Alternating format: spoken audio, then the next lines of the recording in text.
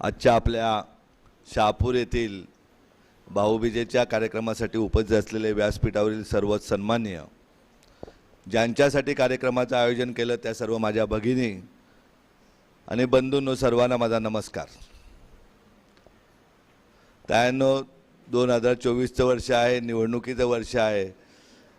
हे म्हणणं तुमचं बरोबर आहे, पण आज आपण बघतोय देशाला स्वातंत्र्य मिळून 76 वर्षे झालेली आहेत आणि 76 वर्षामध्ये अशा अनेक निवडणुका आल्या आणि अनेक निवडणुका गेल्या, परंतु आपण कुठे आहोत?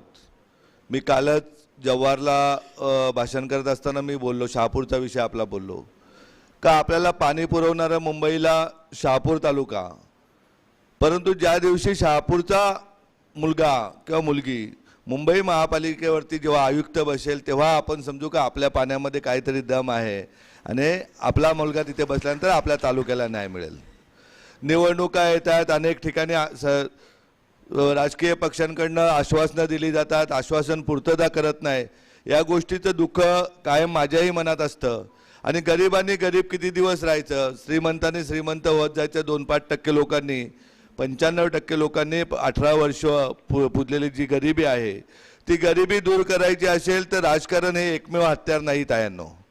त्याच्यासाठी आपल्याला आम्ही जे तळागाळामध्ये प्रयत्न करतोय, आपल्या गरिबी जर आपल्याला दूर घालवायचे असतील तर मुख्य कारण आहे त्याला शिक्षण.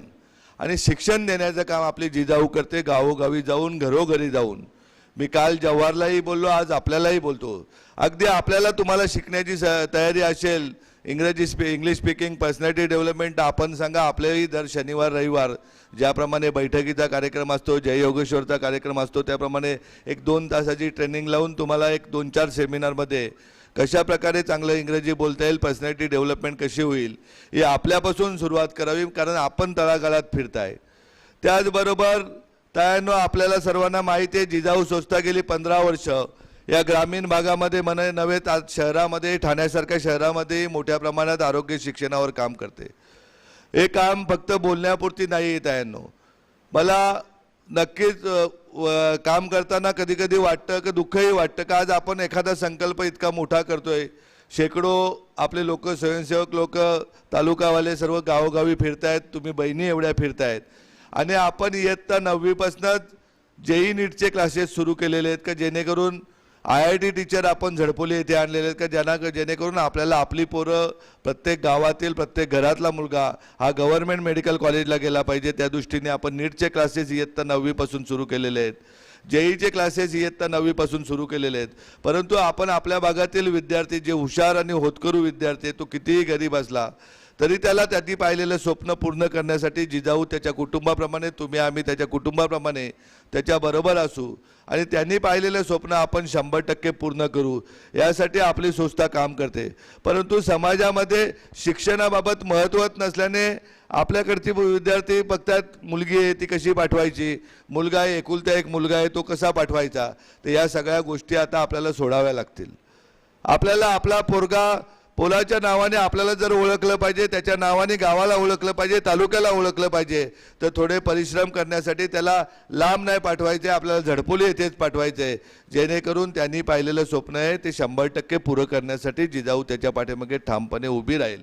जेव्हा आपली शेकडो मुलं IITला जातील आणि लाखो रुपयाची 50-50 लाख रुपये 1-1 कोटीचे पॅकेज घेतील, तेव्हा मला वाटत नाही की आपल्या भागामध्ये गरिबी राहील. आपली संस्था कुठलेही जातपात न बघता, तुम्ही बहिणी, तुमचा मी भाऊ, या दृष्टीने आपण सर्वजण काम करतोय. आपल्याला स्वातंत्र्याची दुसरी लढाई लढायची का आपल्याला चांगल्या उत्तम प्रकारचं शिक्षण द्यायचं आहे. तळागाळामध्ये तुम्हाला तुमची पोरं तर शिकवायची आहे, तर तायांनो आपली पोरं शिकून ज्या गावामध्ये तुम्ही काम करता त्या गावामध्ये हुशार विद्यार्थी असतील, ज्याला आई वडील कोविड काळामध्ये गेले असतील किंवा वडील नसतील, त्यालाही शिक्षण देण्यासाठी तुम्ही हक्काने तुमच्या भावाला सांगा, त्याला 100% शिक्षण देण्याचं काम आपली जिजाऊ करेल. आपण आरोग्याबाबत काम करताय, तुम्ही कोविड काळामध्ये प्रचंड काम केलं. आज समाज जो दिसतो तो आशाताई, नर्सेसताई, महिला पोलीस वर्ग, डॉक्टर यांच्यामुळेच आज समाज दिसतो.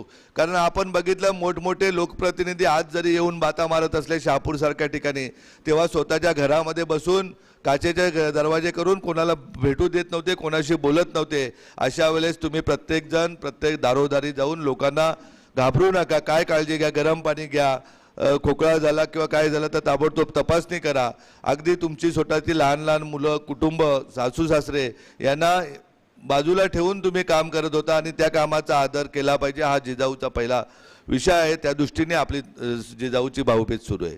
परंतु भाऊबीज आणि रक्षाबंधनपुरती आपलं नातं सीमित न होता आज आपण बघितलं तर शहापूर तालुक्यातनं 48 विद्यार्थी चांगल्या पदावर आपल्या जिजाऊ मार्फत केलेत. परंतु तायांनो आपल्याला गावागावामध्ये चांगले कलेक्टर झाले पाहिजेत, चांगले SP झाले पाहिजेत, CO झाले पाहिजेत. अशा प्रकारची प्रशासनामध्ये व्यवस्था आणायची आहे.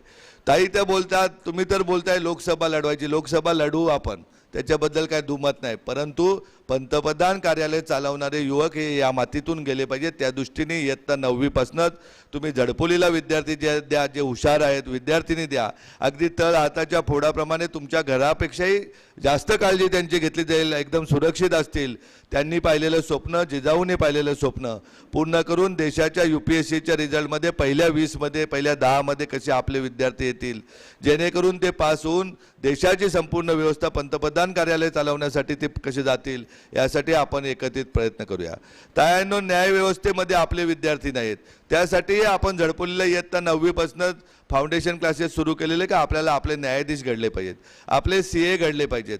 प्रत्येक ठिकाणी आपला विद्यार्थिनी घडली पाहिजे, पुढे गेली पाहिजे.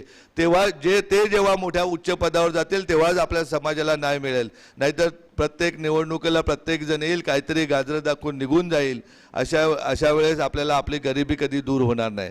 तुम्हा आम्हाला जात भेद धर्म सर्व विसरून माणुसकीच्या दृष्टीने आज समाज बघतोय आपण का प्रचंड महागाईच्या याच्यामध्ये भरडला जातोय, बेकारी वाढते. अशा वेळेस तुम्हा आम्हाला सगळ्यांना जागरूक राहून समाजाला जागा करायचं आहे. आपण गट क आणि ड ची भरती मोठ्या प्रमाणात करतोय का जेणेकरून दरवर्षी केंद्र शासन, राज्य शासन याच्या अनेक प्रकारच्या 36 प्रकारच्या परीक्षा होतात. त्यामध्ये 100% नोकरी लागण्यासाठी जिजाऊ प्रयत्न करते. त्या दृष्टीनेही तुम्ही ज्या गावात जाल त्या गावात 10वी 12वी झालेली मुलं मुली असतील, उगाच क्रिकेटची बॅट किंवा घरी बसण्यापेक्षा त्यांना जिजाऊच्या अकॅडमीमध्ये पाठवा.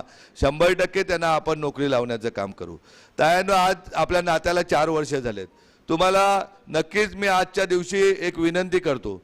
तुम्ही आलात, नुसतं भाषण ऐकून आपली भाऊबीज झाली, रक्षाबंधन झालं एवढ्यापुरती मर्यादित राहता. प्रत्येकीने आज मनाशी एक स्वप्न बाळगा. मला माझा मुलगा मोठा अधिकारी करायचा आहे, माझी मुलगी करायची आहे. त्याचबरोबर गावातील जो गरीब आहे परंतु त्याचा हुशार मुलगा आहे, हुशार मुलगी आहे, त्यालाही मला एक कलेक्टर म्हणून बघायचं. जेव्हा कलेक्टरचं स्वप्न बघू तेव्हा तहसीलदार आपले होतील. हो त्यांनो, स्वप्न मोठी बघायला आपण सुरुवात करा. तुम्ही जे पाय मोठे पसरा, अंथरूण देण्याची जबाबदारी जिजाऊची असेल. त्यामुळे आजच तुम्ही प्रत्येकीने मनाशी एक स्वप्न बाळगा. हे नातं आपलं वृद्धिंगत होण्यासाठी तुमचा भाऊ एवढीच अपेक्षा आपल्याला करतो का समाजातील कुठलाही पीडित माणूस आरोग्याच्या उपचाराशिवाय जाता कामा नये. जेव्हा जेव्हा अडचण पडेल तेव्हा तुम्ही जिजाऊशी संपर्क करा, त्याला वाचवण्याचं काम आपण करू. त्याचबरोबर हुशार विद्यार्थी प्रत्येकीने आपल्या गावामध्ये आपल्या कुटुंबाव्यतिरिक्त गावातील एखादा विद्यार्थी चांगला अधिकारी घडला पाहिजे याचं स्वप्न आज उराशी घेऊन जा. मला वाटत नाही का वेळ लागेल असं. त्यानं आपली जिजाऊ असे तुमची आमची का निस्वार्थाने काम करत असल्याने अगदी आई वडील नसलेला पोरगाही UPSC होतोय. अगदी IPS ऑफिसर म्हणून मागच्याच महिन्यामध्ये अमित शाह साहेबांनी त्याची नेमणूक पश्चिम बंगाल येथे केली. आपण बघतोय अनेक अधिकारी डेप्युटी कलेक्टर रँकचे अधिकारी झाले. परवा तर MPSCचा रिझल्ट लागला, 3 विद्यार्थी आपले स्थानिक होते, 9 विद्यार्थी आपले डेप्युटी कलेक्टरची मेन परीक्षा पास झाले. आज आता आपण कुठे कमी नाही आहेत. जर कोविड सारख्या युद्धाच्या परिस्थितीमध्ये तुम्ही रणरागिण्या घर फिरत होत्या, गावगाव फिरत होत्या, प्रत्येक ठिकाणी फिरत होता, तर आता थोडीशी मेहनत आपण समाजासाठी घेऊ. गावागावामध्ये डॉक्टर कसे तयार होतील, गावागावामध्ये चांगले IITला जाऊन इंजिनियर कसे तयार होतील, गावागावामध्ये अधिकारी कसे तयार होतील यासाठी आपण सर्वजण एकत्रितपणे प्रयत्न करूया. आणि मला वाटत नाही का आपल्याला तुम्हा बहिणी आणि तुमच्याबरोबर भाऊ आम्ही सर्व आपल्याला कुठली गोष्ट अशक्य आहे. आपण सर्वजण एकत्रित प्रयत्न करूया. आपण समाजाला दिशा सरकार देईल तेव्हा देईल, मोठा समाज सरकार करेल तेव्हा करेल, परंतु तुमची आमची जबाबदारी, आपण देशाचे एक नागरिक आहोत, त्या दृष्टीने आपण समाजाला घडवण्याचं काम तुम्ही आम्ही करूया. आणि आज बघतोय का आज आपण सांगतोय प्रशासनामध्ये तलाट्यापासून प्रत्येक ठिकाणी पैसे मागितले जातात. परंतु त्यालाही छेद द्यायचा असेल तर आपण आपले अधिकारी तयार करू. जेव्हा आपले अधिकारी तयार होतील तेव्हा कुठेही आमच्या माणसाला पैसे लागणार नाही. कुठलीही आमची ताई डिलेवरीला इथे आली तर तिला खाजगी रुग्णालयात पाठवणार नाही किंवा कुठलीही ताई मरण पावणार नाही. आणि तायांना आपल्या झडपोली येथे ज्याप्रमाणे 130 खाटाचं रुग्णालय एका अगदी पोटातल्या बाळापासून 100 वर्षाच्या आजोबापर्यंत काळजी घेतली जाते, त्याचबरोबर अंध व मतिमंद स्कूल आहे. संपूर्ण महाराष्ट्रातनं स्पर्धा परीक्षेचे विद्यार्थी शिक्षण घेतात. आपल्या CBSE स्कूलला अगदी गरीबातला गरीब विद्यार्थी एकही रुपया न घेता अगदी कपड्यापासून वहीपासून शिक्षणापासून सर्वच गोष्टी मोफत व्यवस्था केली जाते. त्याप्रमाणेच संपूर्ण जसा सेटअप झडपोलीला आहे तसा सेटअप आपला शहापूरला तयार होईल. लवकरात लवकर शाळेचं बांधकाम सुरू आहे. हॉस्पिटलही वर्षभरामध्ये सुरू होईल, परंतु होईल ज्याप्रमाणे सेम तेच कॉपी इथेही आपण तयार करू. आणि आपण तुम्ही आणि आम्ही मिळून जी भाऊबीज करतोय त्याचा एक जगाला आदर्श लावून देऊ का आम्हाला आमच्या देशासाठी काम करायचं आहे, आम्हाला आमच्या तालुक्यासाठी काम करायचं आहे, समाजासाठी काम करायचं आहे. आणि तेही कुठल्याही स्वार्थाशिवाय आपण काम करू. आणि नक्कीच सांगतोय का आपण नक्कीच एक दिवस हा समाज बदलल्याशिवाय आपण राहणार नाही, हा तुम्हाला मी शब्द देतो. आणि थांबतो. उद्या कुठलीही अडचण असली तर रविवारी मी झडपोलीला असतो.